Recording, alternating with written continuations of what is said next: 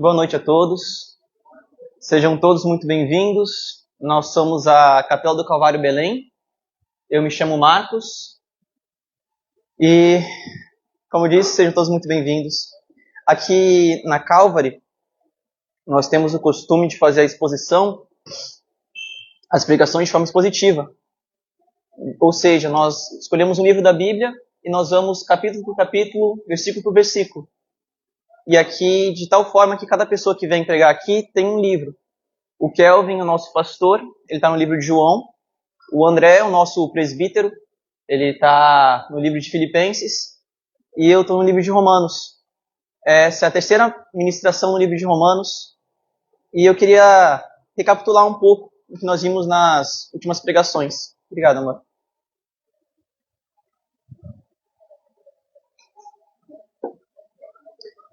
Na primeira ministração, nós vimos a saudação de Paulo e a introdução que ele faz na carta.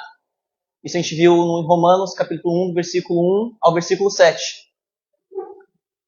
Na segunda semana, na segunda pregação, nós vimos como Paulo, a comunhão do evangelho, como que esse evangelho alcançou Paulo e como isso mudou algumas atitudes nele. Nós vimos que Paulo ele era um perseguidor da igreja antes de se converter. Mas agora, por causa do evangelho, nós vimos três coisas. Nós vimos como que Paulo dava graças pelos romanos, como Paulo orava pelos romanos e como Paulo queria estar com os romanos, queria ter comunhão com eles. E nisso nós vimos a forma como que Paulo orava e também nós vimos um pouco sobre a soberania de Deus. Porque Paulo tinha planos, mas Deus tinha planos diferentes dos de Paulo, planos melhores. Não para Paulo, mas para a glória do próprio Deus. E hoje nós vamos estar vendo em sequência, nós vamos ver Romanos 1. Quem puder abrir. A gente vai ver do verso 14.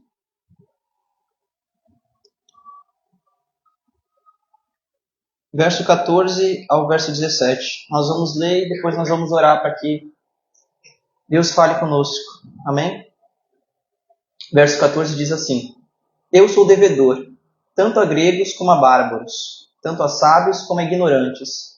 E assim, quanto está em mim, estou pronto para também vos anunciar o evangelho a vós que estáis em Roma.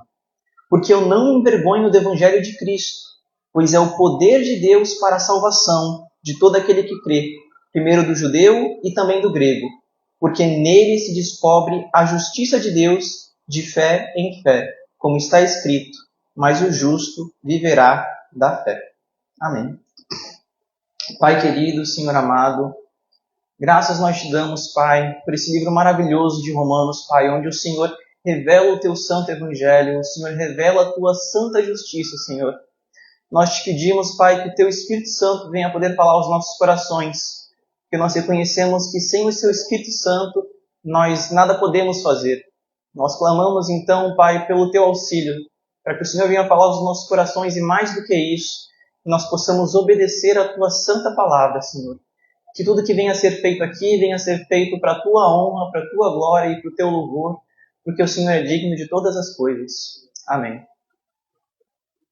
Deixa eu posicionar aqui.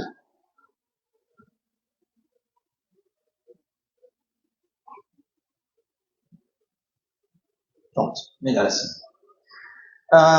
Então nós vamos começar a fazer a exposição do texto a partir do verso 14, mas antes a gente precisa lembrar o que Paulo estava falando antes. Então a gente vai dar um passo para trás e vai ler o 13 para ler de novo o 14. No versículo 13, Paulo diz o seguinte: Não quero, porém, irmãos, que ignoreis que muitas vezes propus ter convosco, mas até agora tenho sido impedido, para também ter entre vós algum fruto, como também entre os demais gentios. E depois ele continua: Porque eu sou devedor tanto aos gregos como a bárbaros, tanto a sábios quanto a ignorantes. Então Paulo ele fala que ele queria ter algum fruto entre os gentios, entre os romanos, assim como ele teve entre os demais gentios. E a frase dele logo em seguida é: Porque eu sou devedor. E a gente pode olhar para isso e não entender muito bem. Mas Paulo era devedor dos gentios? Como assim? Por quê? E tem uma história na Bíblia muito curiosa que eu acho que ela ilustra muito bem esse ponto para a gente. E eu queria ler com vocês. É uma história curtinha, está no Antigo Testamento. Está em 2 Reis, capítulo 7. Se não tiver Bíblia, pode abrir, por favor. Nessa história a gente vai entender a ideia de como que Paulo se sentia devedor. E como nós também devemos nos sentir. Deixa eu falar o contexto dessa passagem. Aqui em 2 Reis, capítulo 7, o reino de Israel já estava dividido em reino do norte e reino do sul. Essa história se passa no reino do norte, no reino de Israel, cuja capital é Samaria. Samaria está em guerra com os sírios. E os sírios cercaram a cidade. Como que funcionava um cerco nos tempos antigos? Ao invés de você invadir uma cidade e você tem que enfrentar todo o exército de uma vez só, muralhas e arqueiros, você fazia um cerco na cidade. Você rodeava ela e não deixava ninguém entrar e nem sair. E por que você fazia isso? Porque com o tempo, as pessoas dentro da cidade iam passar cada vez mais fome, iam ficando cada vez mais fracas. E depois de alguns meses, quando você fosse invadir, as pessoas não teriam nem força para poder lutar. E assim funcionava essas estratégias de guerra no Antigo Testamento, nos tempos antigos. Então a Síria, ela cercou a cidade de Samaria, e cercou durante muito tempo, mas muito tempo. Se a gente for ler 2 Reis 6, vai contar que uma mulher chegou ao ponto de cozinhar o próprio filho. Para você ver o nível de fome que estava em Israel. E é esse o contexto da passagem. Esse aqui é o tempo de Eliseu, e Eliseu fala com o rei que Deus ia mudar essa situação deles. E a gente vê o relato a partir do versículo 4. Versículo 3, na verdade. Eu vou ler aqui. Diz assim, 2 Reis 7:3. Havia 4 homens com lepra, sentados juntos à porta da cidade. Por que ficamos aqui esperando a morte? Perguntaram uns aos outros. Morreremos de fome se ficarmos aqui, mas também morreremos de fome se entrarmos na cidade, pois não há alimento lá. Vamos sair e nos render ao exército sírio. Se eles nos deixarem viver, melhor, mas se nos matarem, de qualquer maneira, teríamos morrido. Então esses 4 leprosos olham um para o outro e pensam, a gente está com fome aqui, se a gente ficar aqui a gente morre. Se a gente for para a cidade, não tem comida, a gente morre. Se a gente for no exército sírio, talvez eles nos matem. Então se eles me matarem, tudo bem, a gente ia morrer de qualquer jeito. Mas lá, pelo menos lá, a gente tem alguma chance de conseguir alguma coisa. Então esses 4 leprosos vão em direção ao acampamento sírio. Versículo 5. Ao anoitecer, partiram para o acampamento dos sírios. Quando chegaram às extremidades do acampamento, viram que não havia ninguém ali, pois o Senhor havia feito o exército sírio ouvir um ruído de carros de guerra e o galope de cavalos e som de um grande exército que se aproximava. Disseram uns aos outros, o rei de Israel contratou mercenários hititas e egípcios para nos atacarem. Por isso fugiram ao anoitecer, abandonando as tendas, cavalos, jumentos e tudo mais, e correram para salvar as vidas. Aqui, quando eles vão no acampamento, eles acham um acampamento vazio. O acampamento que era para estar cheio de inimigos estava completamente vazio. Mas eles tinham deixado seus bens para trás. Tinham deixado as vestes, os cavalos, as comidas. E os leprosos agora se acham em meio àquele lugar onde eles estavam morrendo de fome, literalmente assassinando para poder comer, e agora eles podem se fartar. E é o que a gente vê no versículo 8. Diz assim, quando os leprosos chegaram à extremidade do acampamento, foram de uma tenda a outra, comendo e bebendo. Pegaram a prata, o ouro e as sopas que encontraram e esconderam tudo. Por fim disseram uns aos outros, isto não é certo. Este é um dia de boas notícias. Quero que vocês guardem isso. Este é um dia de boas notícias, de boas novas. E não contamos a ninguém. Se esperarmos até o amanhecer, seremos castigados. Venham, vamos voltar e dar as notícias no palácio. Então voltaram à cidade e relataram aos guardas do portão o que havia acontecido. Fomos ao acampamento dos sírios e não havia ninguém, disseram eles. Os cavalos e jumentos estavam amarrados, as tendas todas armadas, mas não havia ninguém ali. Os guardas gritaram e anunciaram a notícia no palácio. O que eu quero trazer para essa história? Essa história conta como esses 4 leprosos que não tinham perspectiva de vida, estavam prontos para morrer, mas que por um acaso acabaram encontrando a salvação deles, o alimento deles. E eles se fartam, só que é muito alimento. E todo mundo também estava passando fome, do mais rico ao mais pobre, nem o rei tinha comida. E esses leprosos, enquanto eles estão comendo, eles falam, isso não é certo. Isso não é certo nós guardarmos isso só para a gente. Nós temos que anunciar essas boas novas, essas boas notícias, esse evangelho para as outras pessoas. Porque se nós não fizermos isso até o amanhecer, nós seremos castigados. É nesse mesmo sentido que Paulo, ele olha para o evangelho e ele fala, eu sou o devedor. Porque Paulo era como esse leproso, que não tinha perspectiva de vida, mas que foi alcançado. Mas a salvação é maior do que o próprio Paulo. E Paulo olha para si mesmo e fala, eu não posso guardar esse Cristo só para mim. Eu sou devedor dos gentios, eu sou devedor de todos os povos, porque eles são como esse povo que está morrendo de fome e eu conheci o pão da vida. Então Paulo olha para a situação e fala assim, eu sou o devedor. E Paulo, mais do que isso, quando Paulo vai falar em 1 Coríntios, capítulo 7, quando ele fala sobre o dever dele de pregar, ele fala, ai de mim se eu não pregar o evangelho. Paulo, ele entende mais do que um bônus, mais do que um plus, mais do que uma coisa que ele faz além. Não, ele faz por obrigação, por necessidade. Foi para isso que ele foi chamado, foi para isso que ele foi incumbido, para anunciar o evangelho aos povos. Nós também somos assim. Assim como Paulo, nós também devemos ter esse mesmo sentimento de sermos devedores, porque nós sabemos onde há pão e tem tanta gente morrendo de fome. Uma frase muito famosa vai dizer que o evangelho é um mendigo dizendo para outro mendigo aonde ele consegue arrumar pão. Não é uma coisa que você faz extraordinária por quem você é. Nós somos como esses leprosos. Mas, porventura, por acaso, nós acabamos achando a vida. E nós temos esse dever de compartilhar essa vida com as demais pessoas. E, como nesse contexto, todas as pessoas têm essa necessidade. Todo mundo está morrendo de fome. Todo mundo está sobre esse círculo. No versículo 14, ele continua. Ele fala que ele é devedor tanto a gregos como a bárbaros. Tanto a sábios como a ignorantes. Ele vai pegar os dois extremos. A ideia de grego é a pessoa de fala grega. É a pessoa civilizada, a pessoa que tem cultura. Os bárbaros são os demais. São os que não são gregos. Então, gregos e não gregos, que juntando tudo dá todos. Ele fala, tanto sábios quanto ignorantes. São os que têm estudo que não têm estudo. E a gente poderia prolongar isso infinitamente. Homens e mulheres, jovens e idosos, brasileiros e americanos, todos, sem exceção. Paulo se sentia devedor de todas as pessoas, porque todas as pessoas pecaram, porque todos pecaram e todos carecem da glória de Deus.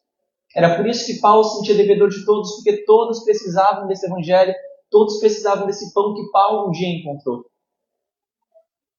Ele continua no verso 15, dizendo assim, e assim, quanto está em mim, eu estou pronto para também vos anunciar o evangelho a vós que estáis em Roma. Uma coisa é a gente reconhecer que nós somos devedores. Outra coisa é nós pagarmos a nossa dívida. Uma coisa é a gente reconhecer, não, realmente eu te devo alguma coisa. Outra coisa é nós metermos a mão no bolso e realmente pagar. Existe aquela frase, devo, não nego, pago quando eu quiser. Paulo não era assim.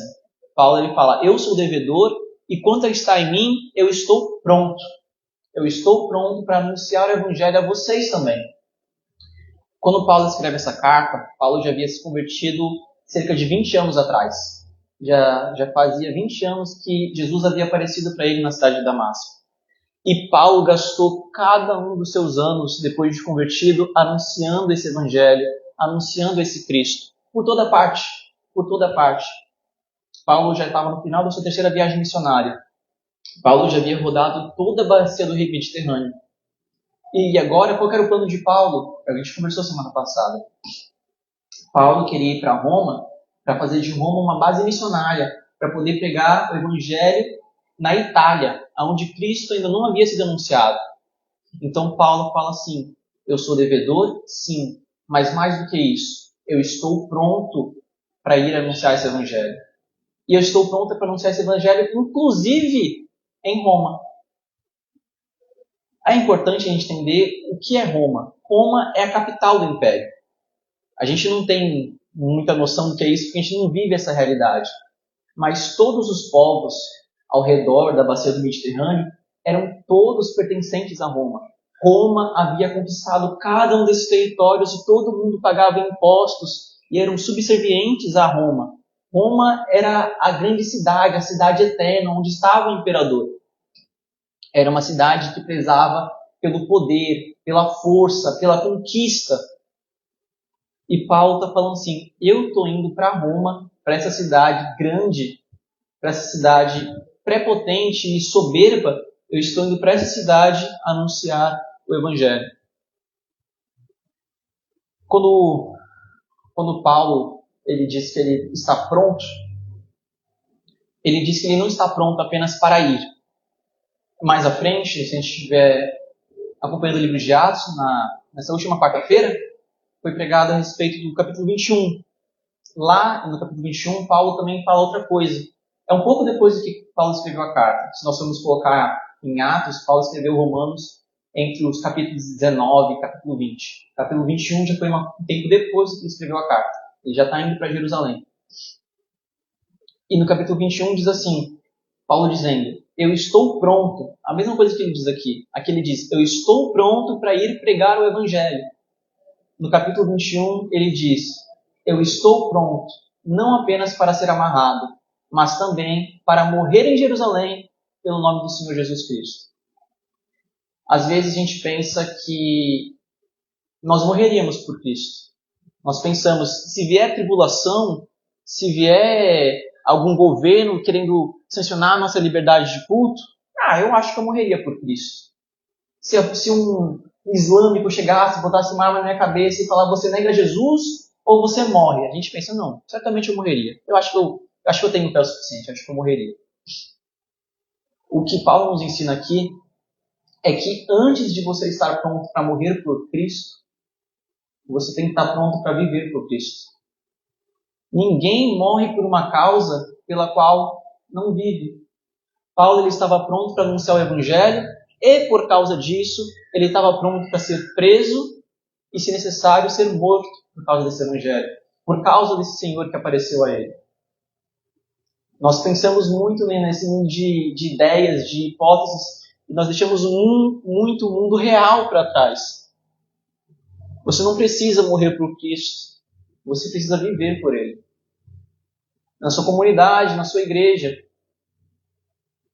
Paulo vai dizer também, em 1 Coríntios, a respeito da pregação, quando ele entende que ele é devedor de todas as pessoas, ele vai dizer o seguinte, ele fala, eu fiz de tudo para com todos, para de alguma forma poder salvar alguns.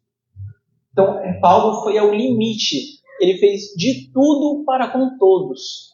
Ele não teve reservas, ele não se guardou para si esse tesouro, esse evangelho, não. Ele fez de tudo para com todos, para de alguma forma poder alcançar algumas pessoas.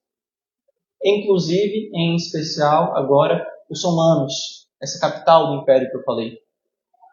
E por que é importante ressaltar a Roma? Porque no versículo seguinte, no versículo 16, ele começa dizendo, porque eu não me envergonho do evangelho de Deus. E por que Paulo teria motivos para se envergonhar do evangelho de Deus? Ou por que nós teríamos motivo para nos envergonhar do evangelho de Deus? Do evangelho de Cristo? Entender essa ideia de Roma é importante, porque o evangelho que Paulo pregava é o evangelho de um judeu, que era de um povo que foi conquistado, um povo que pagava tributos a Roma. Era de um judeu, e não somente um judeu que nasceu numa cidadezinha qualquer aí, que viveu na Galileia dos gentios. E não somente isso, mas que sofreu morte de cruz. Cruz para a gente já é um símbolo religioso. Naquela época, a cruz não era nada além do que um instrumento de tortura e morte. Era um instrumento que os romanos utilizavam para castigar os piores dos bandidos. Era um castigo utilizado para marginais, para pessoas que levantavam rebeliões. O nosso Senhor Jesus, ele foi crucificado com um ladrão à sua esquerda e à sua direita. E aí Paulo está indo para Roma dizendo, essa pessoa aqui, esse judeu que é escravo de vocês e que foi crucificado por vocês, Ele era Deus. Como é que você explica isso para um romano? E mais do que isso, porque Paulo poderia se envergonhar do Evangelho? Porque antes, quando Paulo estava, antes dele se converter, antes de Cristo aparecer para ele era fariseu. E o objetivo de vida de Paulo era matar todos os cristãos. Ele fez disso a cruzada pessoal dele, e ele foi de cidade em cidade para poder colocar os cristãos em prisões. Por quê? Porque ele via o cristianismo como sendo uma blasfêmia. Porque a Bíblia diz: maldito todo aquele que for pendurado em um madeiro. Adivinha quem foi pendurado no madeiro? Jesus Cristo. Como é que você vai falar para um judeu que Jesus Cristo é Deus, que ele era o Messias esperado, sendo que para o judeu ele só vê, cara, você está falando que essa pessoa que é maldita é o Deus, é o Cristo poderoso que nos vai livrar de Roma? Então, por causa disso, por causa dessa cruz, o Evangelho sofreu muitas dificuldades nos primeiros tempos, tanto com judeus quanto com os romanos. Ninguém queria aceitar a ideia de um Deus crucificado. E Paulo vai falar isso em Coríntios. Ele fala assim: nós pregamos a Cristo crucificado, o qual é escândalo para o judeu e é loucura para os gentios. Ninguém quer saber de um Deus fraquinho. Ninguém quer saber de um Deus que morre. As pessoas querem saber de deuses triunfantes, deuses poderosos, deuses de conquista, deuses que dá riquezas e poder e soberania sobre as coisas. Ninguém quer um Deus que morre. E ainda mais, ninguém quer um Deus que morre numa cruz. As pessoas achavam que isso era loucura, ou achavam que era blasfêmia, escândalo. Mas Paulo ele vai continuar em 1 Coríntios, ele fala assim: porque a mensagem da cruz é loucura, mas é loucura para os que estão perecendo, mas para nós que estamos sendo salvos é o poder de Deus. A mensagem da cruz para os que estamos sendo salvos é o poder de Deus. Quando nós olhamos para Cristo na cruz, nós não vemos fraqueza. Quando nós olhamos para Cristo na cruz, nós não vemos humilhação. Nós vemos poder. Nós vemos exaltação. Nós vemos glorificação. A Bíblia estava certa quando diz que é maldito todo aquele que é pendurado no madeiro. De fato, Cristo se fez maldição por nós. Porque era naquela cruz que Cristo estava tomando o nosso castigo. Estava tomando o nosso pecado e a nossa punição que nós merecíamos. Ele se fez maldição. Paulo vai dizer: aquele que não conheceu o pecado, Deus o fez pecado, para que nós pudéssemos ser feitos justiça de Deus. Quando nós olhamos para a cruz, nós não vemos a fraqueza de um homem judeu sendo crucificado. Nós vemos o poder de Deus sendo manifesto. É importante lembrar que esse nosso Jesus, que é pendurado numa cruz e no madeiro, ele não permanece lá. Nós sabemos a história. Ele ressuscita.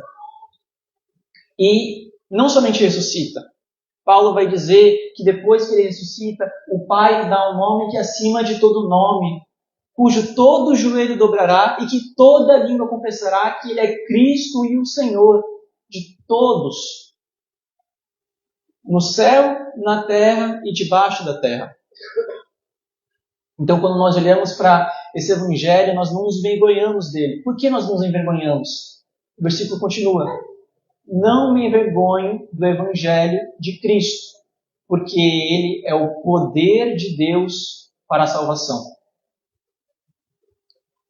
Como eu tinha falado, muitos de nós, assim como na antiguidade, nós queremos uma religião de poder. Nós queremos uma religião que satisfaça as nossas necessidades, satisfaça os nossos desejos. Viver não é muito fácil.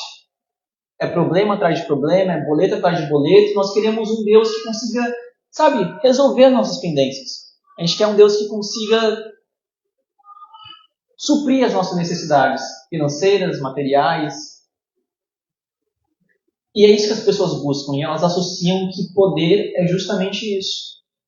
Assim como os judeus queriam um Messias que fosse triunfar, que fosse libertar eles de Roma, e os romanos queriam a religião do império, uma religião que conquista povos e nações, ainda hoje nós ainda queremos religiões de poder. E é por isso que essas igrejas que prometem prosperidade, prometem riqueza, prometem felicidade, estão lotadas. São nessas igrejas que o pastor chega e fala: quem dá 100 vai receber 1.000, quem dá 1.000 vai receber 10.000. As pessoas querem isso. É porque elas querem esse poder. Tem uma história que diz que uma senhorinha, numa dessas igrejas, o pastor tinha dado oportunidade para que as pessoas dessem testemunhos. Testemunhos de coisas que Deus havia feito na vida delas. E aí chegou o primeiro e o pastor disse: irmão, conte a bênção. E aí o irmão contou: Deus me deu um carro. E a igreja: glória a Deus, glória a Deus. Aí veio uma outra irmã: irmã, conte a bênção. Deus me curou do meu câncer. Glória a Deus, glória a Deus. E aí chegou uma senhorinha. E o pastor disse: conte a bênção, irmãzinha. E a irmãzinha começa: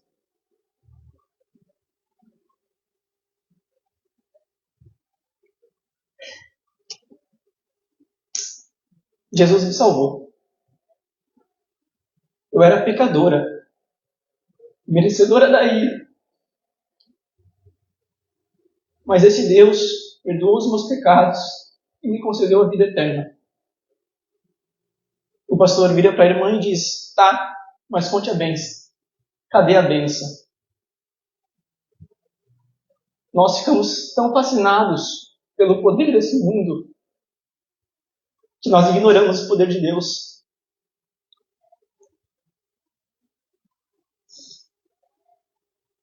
A Bíblia diz que Deus fez muitos milagres. Muitos milagres. Deus, ele abriu o mar em 2. E quando ele fez isso, ele não sequer suou. A Bíblia diz que Deus fez parar o sol. E ele nem ficou cansado quando ele fez isso. A Bíblia diz que Deus criou todas as coisas. Universos, galáxias, planetas e estrelas. Tudo com o poder da sua palavra. E ele nem sequer suspirou de cansado. A Bíblia diz que Deus fez muito mais outros milagres. A Bíblia fala que ele ressuscitou mortos, que fez machados flutuarem, que curou doenças, que abriu olhos dos cegos. Deus fez muitos milagres. E Deus não precisou usar uma fração do seu poder para fazer essas coisas. Deus simplesmente fala e essas coisas acontecem. Mas sabe um milagre que Deus fez, que ele teve que suar?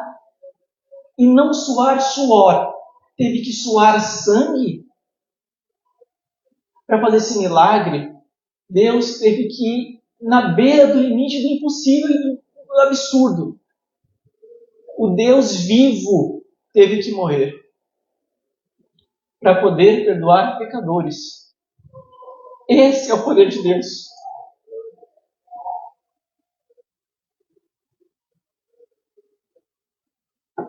O poder de Deus não é poder de dar riquezas, felicidade ou prosperidade. O poder de Deus está no Evangelho. A maneira pelo qual Deus perdoa os pecados de pecadores, de pessoas merecedoras da ira. Esse é o poder de Deus. E para isso ele teve que, inclusive, morrer. Inclusive, dar a sua vida. Esse é o poder de Deus. Quem é Deus? Deus, ele é onipotente. O poder do onipotente está naquela cruz.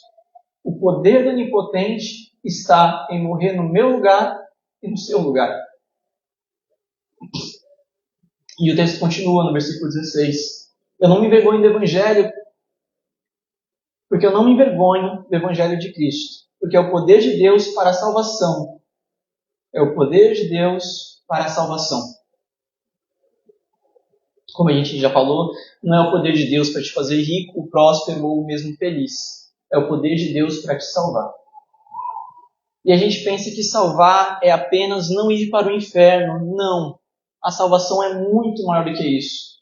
A Bíblia vai falar, inclusive, que a vida eterna é essa. Que nós conheçamos a Cristo Jesus.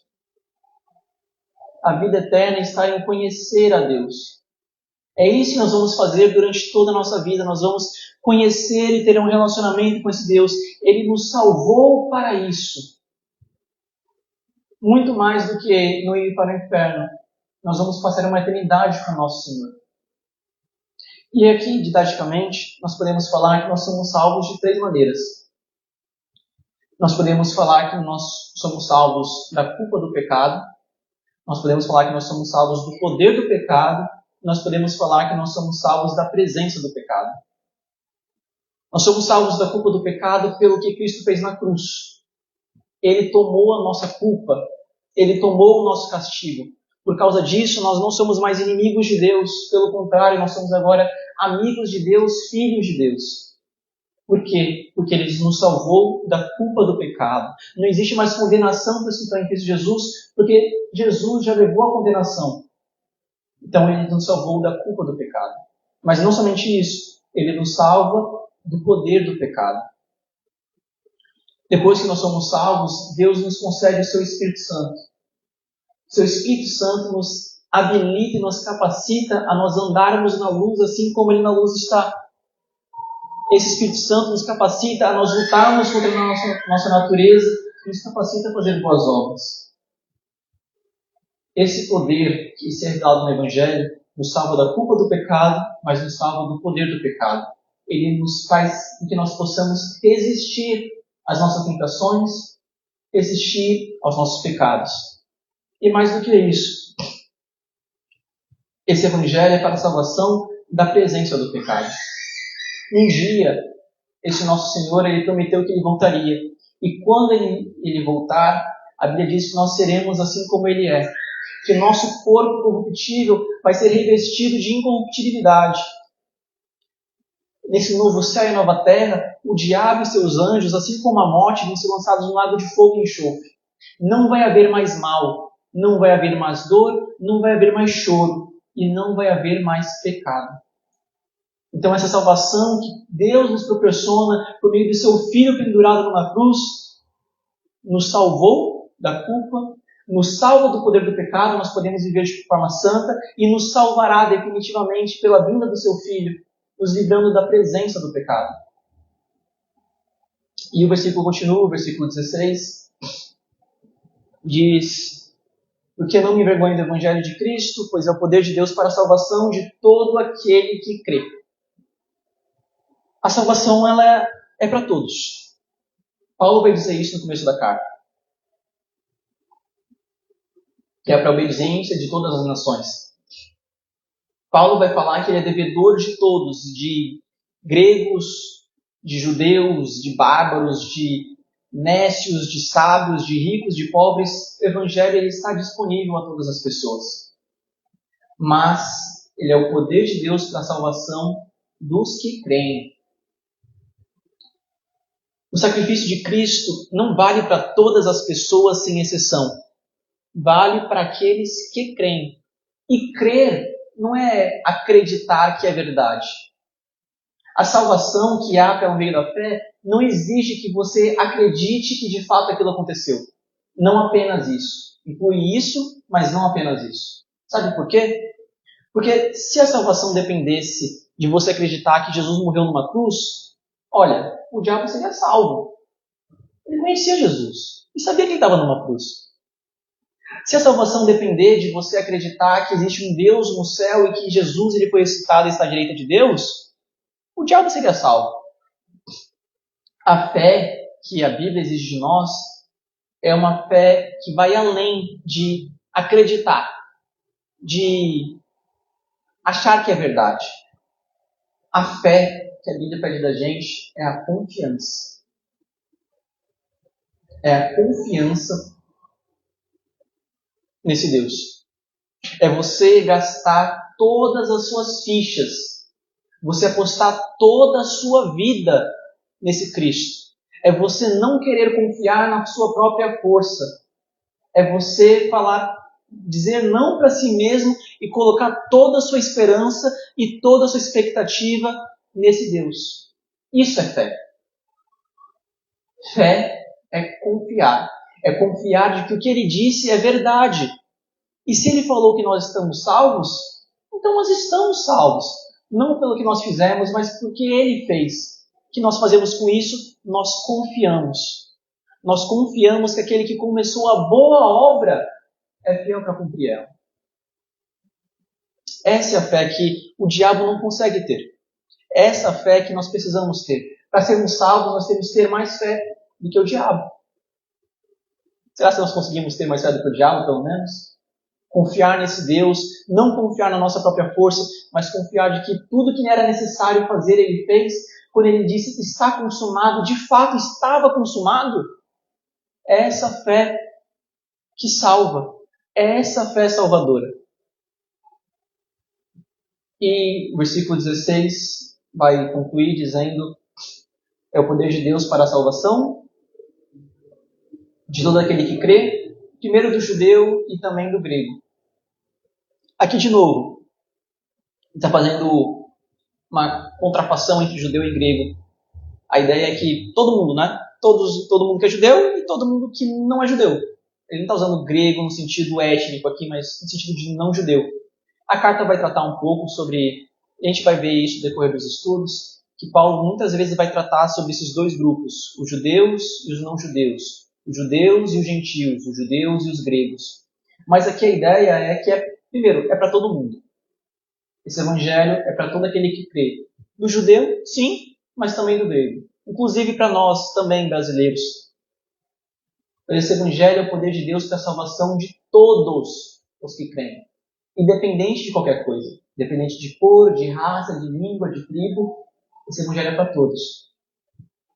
O texto vai dizer que ele é primeiro para o judeu, porque é a partir do judeu que foi revelado esse evangelho. Jesus era judeu. Jesus era judeu, ele lia a Torá, praticava os mandamentos, ele foi circuncidado ao 8º dia. E quando Jesus ele aparece e tem o seu ministério terreno, ele primeiro anuncia as boas novas ao povo étnico judeu. A gente conhece um pouco da história, nós sabemos como os judeus, não como um todo, mas em sua forma, maioria étnica, deu as costas para Jesus. Como os próprios judeus falaram crucifica, ou como os próprios judeus mataram Estevão e falaram a mesma coisa para Jesus, que caia sobre nós o sangue dele. E Paulo vai tratar sobre isso nos capítulos 9 a 11, a gente vai chegar a estudar isso. Mas a ideia é que Paulo está falando que o evangelho veio primeiro para os judeus por causa dessas coisas. Porque o evangelho começou com os judeus. Porque Deus escolheu Abraão para revelar, por meio da semente dele, da descendência dele, todas as famílias da terra fossem abençoadas. Então Deus deu esse primeiro ao judeu. Infelizmente, até hoje, os judeus esperam o Messias. Eles esperam o Messias que já veio. A Bíblia vai falar, Paulo vai falar que um dia eles se voltarão a Cristo. Nós aguardamos para que eles possam, de fato, ser reenxertados na videira que eles foram quebrados. E o verso 17. Verso 17 é o último versículo. Esse versículo é muito importante. O versículo diz: porque nele onde? No Evangelho. Porque no Evangelho se descobre a justiça de Deus, de fé em fé, como está escrito, mas o justo viverá da fé. Aqui, quando a gente lê, se a gente prestar atenção, uma coisa vai saltar na nossa cabeça que não faz sentido. Porque Paulo está falando, porque no Evangelho se descobre a justiça de Deus. A gente para e pensa. A justiça de Deus? O que é justiça? Justiça é você tratar cada um como ele merece. É você tratar o inocente como inocente e o culpado como culpado. Como que pode o Evangelho revelar a justiça de Deus? Porque se Deus fosse justo e apenas justo, então eles condenariam os pecadores, porque é isso que nós somos. Como que Paulo pode falar que o Evangelho revela a justiça de Deus, quando na verdade o que nós merecemos era o inferno? E o que Deus nos dá é o seu amor e a sua graça. Não faz sentido. E tanto não faz sentido, olhando assim, que o próprio Martinho Lutero, vocês conhecem Lutero? O próprio Martinho Lutero ele era um monge agostiniano, um padre do século XV, final do XV, início do XVI, e ele estava dando uma aula sobre Salmos. até que ele se deparou com o Salmo 31, que diz: livra-me pela tua justiça. E Martinho Lutero ficou, mas como assim? Porque Lutero, ele tinha uma grande noção dos seus pecados. Todos os dias Martinho Lutero se confessava os seus pecados por mais de 2 horas. Ele pegava chicotes e se açoitava.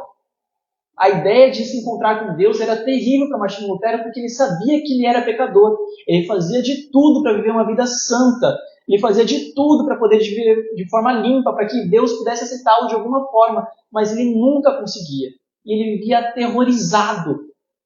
E ele encontra esse texto que diz: livra-me pela tua justiça, e ele não entende nada. E aí ele se depara com o texto de Romanos, esse versículo. Porque no Evangelho se descobre a justiça de Deus. E ele não entende mais nada ainda. A ideia é que o Evangelho, a gente poderia pensar que o Evangelho revela o amor de Deus. A gente poderia pensar que o Evangelho revela a bondade de Deus. Que o Evangelho revela a misericórdia de Deus. Mas não. O Evangelho revela a justiça de Deus.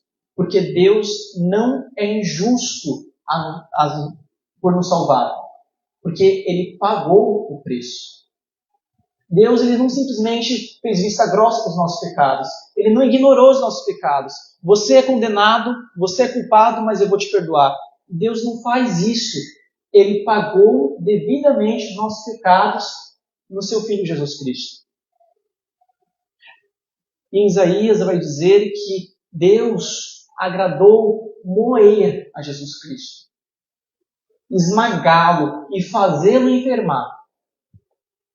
Porque em Jesus Cristo estava o meu pecado.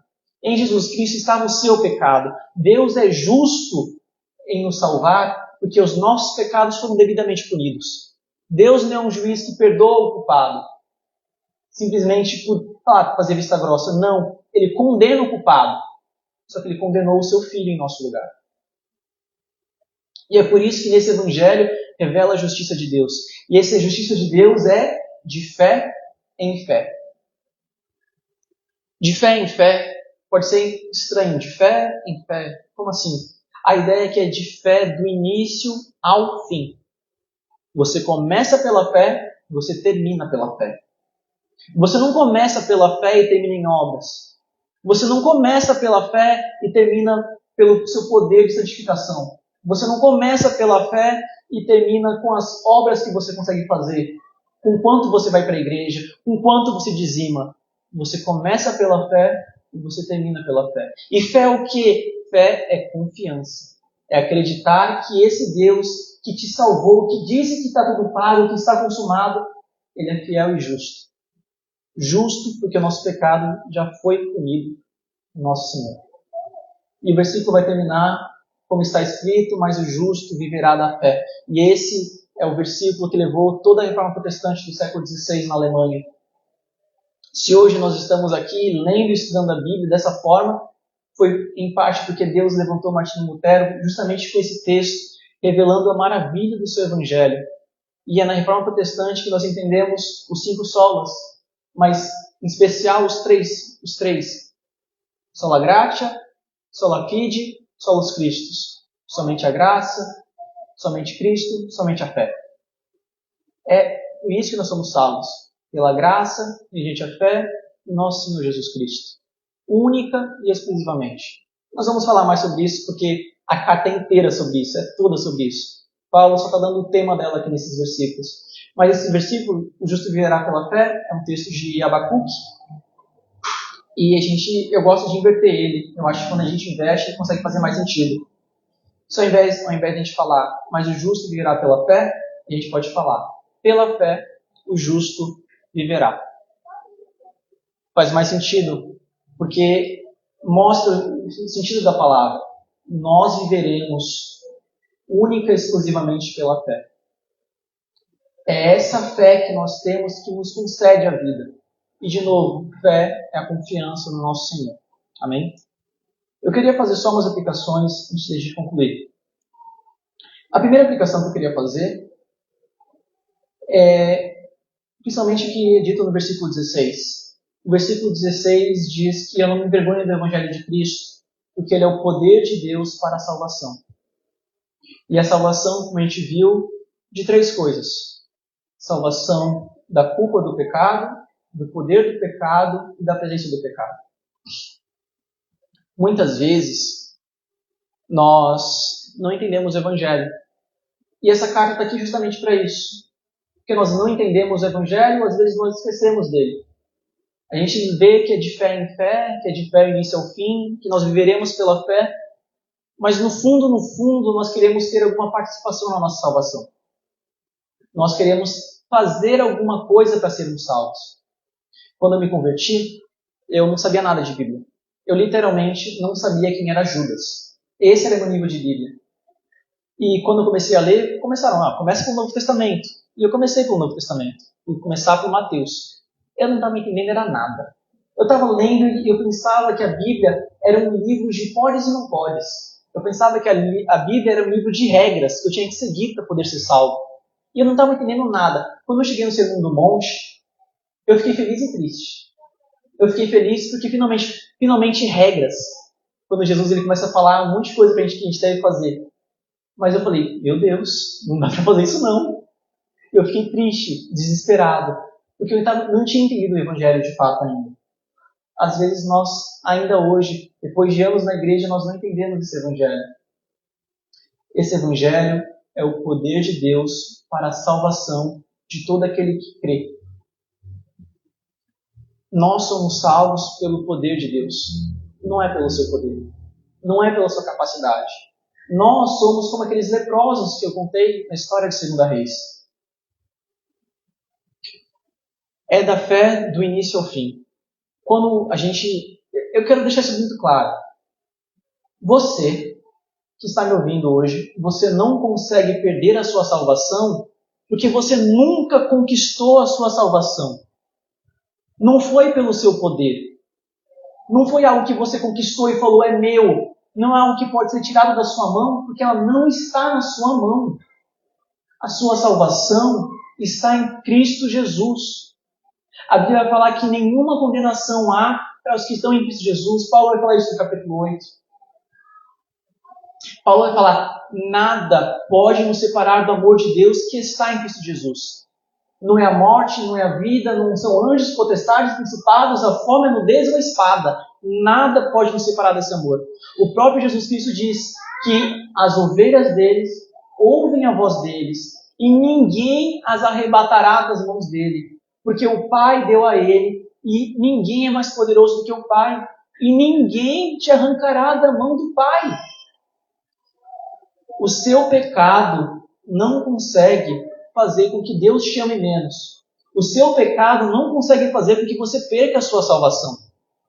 Porque, de novo, não depende de você, depende da sua confiança em Cristo Jesus. E é através dessa confiança, dessa fé que nós temos nele, que nós somos salvos da culpa do pecado. Nós temos paz com Deus. Nós não temos que viver como Martinho Lutero, querendo viver uma vida perfeita, porque se eu não for perfeito, Deus não vai me aceitar. Quando Deus olha para você, Ele não vê você, Ele vê Cristo. Porque quando Ele olhou para Cristo, Ele não viu Cristo, Ele viu você. E Ele puniu devidamente o seu pecado. Você não é salvo pelo que você faz. Você é salvo pelo que Cristo já fez. Mas essa salvação não é somente para tirar a culpa. Essa salvação é para tirar o poder do pecado. Porque a gente fala tudo isso, a gente fala, eu vou viver a minha vida de qualquer jeito, eu vou para a bagaceira. Não. Deus te salvou do poder do pecado. Deus te concedeu o Espírito Santo para que você possa vencer os seus pecados. A salvação, ela te livra da culpa, mas também te livra do poder do pecado. Te capacita a viver uma vida santa e reta diante de Deus. Nós vamos pecar? Claro, nós temos a natureza caída. Mas a Bíblia diz que, João falando, filhinhos, eu escrevo para que vocês não pequem. Mas se vocês pecarem, lembrem que vocês têm um advogado junto ao Pai. Hebreus vai falar que nós temos um trono de graça, que nós podemos nos achegar em tempo oportuno. Então, nós pecaremos, sim, inevitavelmente. Mas quando pecarmos, nós temos um advogado e nós temos um trono de graça pelo qual nós podemos nos chegar. O segundo ponto que eu queria trazer é, no começo, a ideia de que Paulo ele se sentia devedor do Evangelho. Não somente Paulo, nós também somos. Se esse evangelho nos alcançou um dia, nós sabemos onde comprar pão. Nós encontramos o pão da vida, o pão que desceu do céu. Nós encontramos uma fonte de água que jorra para a vida eterna. Nós podemos dizer às demais pessoas onde eles podem encontrar também. E eu não estou falando necessariamente para você sair evangelizando na rua qualquer pessoa que aparece pela frente. Deus deu os dons e habilidades para cada um, conforme Ele quis, para a edificação do seu corpo. Sabe como você anuncia o Evangelho? Você anuncia o Evangelho, inclusive, participando dos cultos, participando das orações, participando dos devocionais, participando dos discipulados, mas também anunciando na sua escola, no seu trabalho, na sua faculdade. E a gente pode pensar, mas como é que eu vou fazer isso? O que nos leva ao último ponto que eu queria trazer é que Paulo não se envergonha do Evangelho. E também nós não devemos nos envergonhar. Às vezes nós temos vergonha de pensar, de falar a respeito desse Cristo, e a gente pode achar, a pessoa vai pensar que eu sou doida. A mensagem da cruz é loucura para os que se perdem. Mas para nós que estamos sendo salvos, ela é o poder de Deus. É o poder do Onipotente. E é por isso que nós somos devedores, e assim como Paulo, nós também devemos estar prontos para anunciar esse Evangelho a todas as pessoas. Amém? Gostaria de orar com vocês.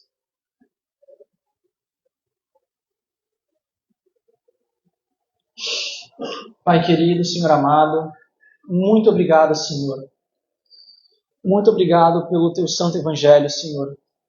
Muito obrigado porque o Teu Santo Evangelho, o Evangelho de Cristo, é o Teu poder, é o poder do Onipotente que nos livra, Pai, da culpa do pecado, do poder do pecado, e um dia nos livrará da presença do pecado.